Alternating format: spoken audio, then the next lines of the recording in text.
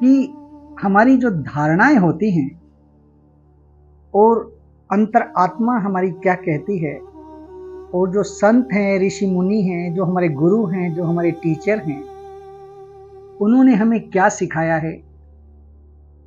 बचपन से ही हमने ये देखा है और फिर संतों से मिले।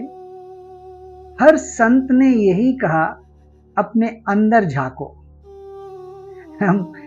हम समझ ही नहीं पाए अंदर कैसे झांकें, क्योंकि जीवन में जब हम जन्म लेते हैं, जन्म लेने से आखिरी समय तक बाहर ही देखते रहते हैं, तो अंदर की तो आदत ही खत्म हो जाती है। और जब अंदर की आदत ही खत्म हो गई तो अंदर देखें कैसे।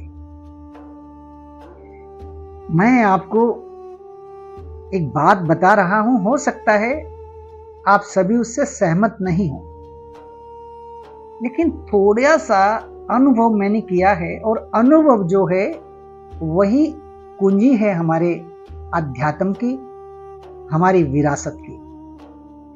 देखिए, अगर आप ईश्वर को किसी रूप में ढूंढ रहे हैं कि भगवान कृष्ण ऐसे होंगे,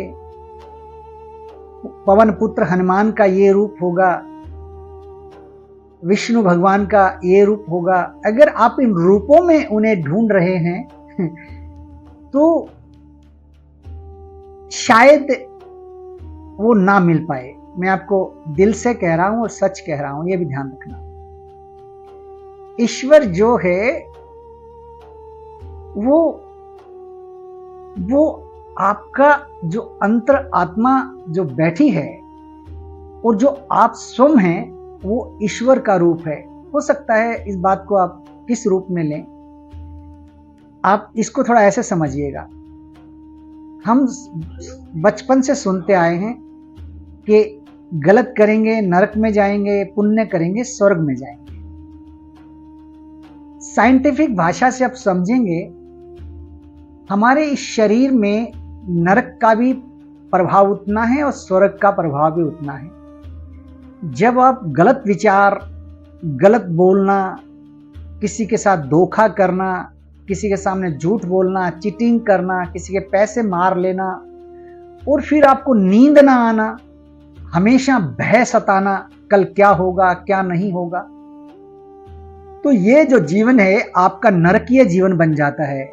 घर में झगड़ा होना, या आप किसी आपराधिक प्रवृत्ति में शामिल हो जाना, ये नरकीय परिभाषा है। दूसरा, आप अच्छे से जॉब कर रहे हैं, परिवार में अच्छे से रह रहे हैं, संतों की संगति आपके साथ है, शाम को साधना करते हैं, सेवा करते हैं, सत्संग करते हैं, तो आपका जो इनर है वो उतना ही खुश होगा। और इन दोनों के बीच, स्वर्ग और नरक अगर आप मान भी लेते हैं, तो इसके बीच में जो हमारी आत्मा बैठी है वो इस चीज को देखती है,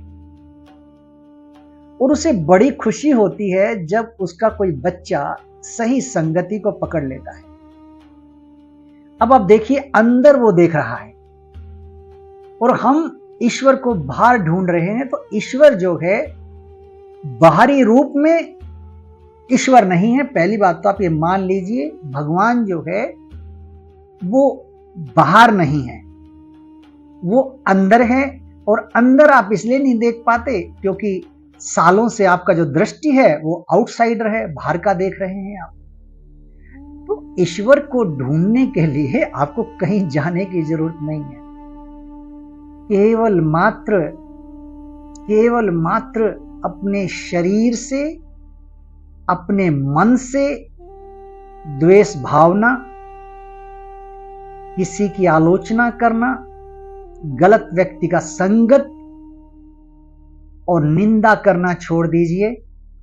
धीरे धीरे धीरे धीरे मन पवित्र होने लगेगा, और जब मन पवित्र होने लगेगा तो आपके अंदर जो आप बैठे हो, रियल रूप जो बैठे हो, वो अपने आप आपको मार्ग देगा, कहां जाना है, क्या करना है, क्या नहीं करना है।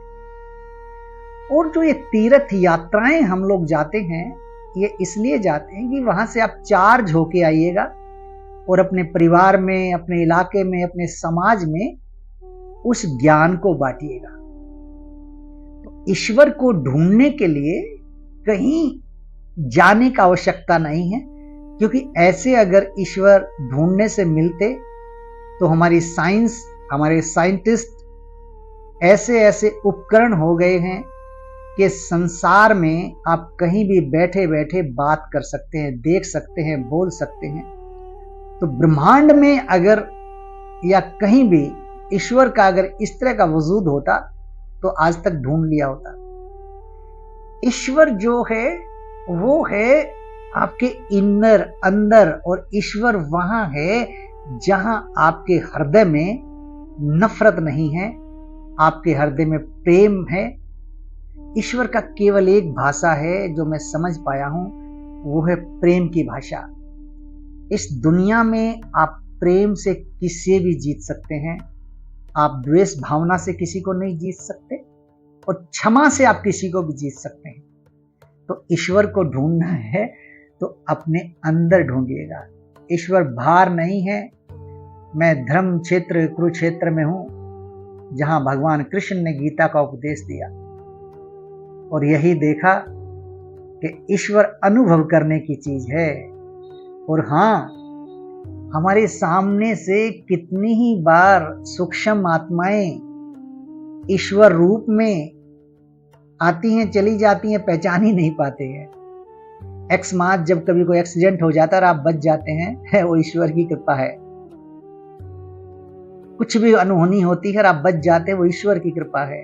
तो ईश्वर एक एनर्जी है, ताकत है। जैसे सूर्य एक एनर्जी है, ऐसी ब्रह्मांड में एक एनर्जी है जो इस संसार को चला रही है। जब हमारा सही टावर पकड़ जाता है उस एनर्जी के साथ, तो हमारे सारे का जितने भी काम है वो बनना शुरू हो जाते हैं और हम सफलता की ओर चले जाते हैं। और जब एनर्जी से हमारा भटकाव हो जाता है, हम ईश्वर को ढूंढने किसी रूप में लग जाते हैं, तो उन रूपों में ढूंढेंगे तो ईश्वर नहीं मिलेंगे आपको। ईश्वर एक एनर्जी है, एनर्जी पे फेथ कीजिए, और वो एनर्जी को तब पकड़ पाएंगे आप जब अपने आप को पकड़ेंगे। केवल 5 मिनट अपने श्वासों पर ध्यान दीजिए। शाम को बैठो, आप बैठ के सांस पर ध्यान दो, कब आया, कब गया, क्या हो रहा है। धीरे धीरे धीरे धीरे मन शांत होगा। और हाँ, सबसे बड़े ईश्वर हैं हमारे घर में बैठे हमारे माता और हमारे पिता। उनकी सेवा में कोई कमी ना रह जाए, बस ये ध्यान रखना। घर के बाहर कोई डॉगी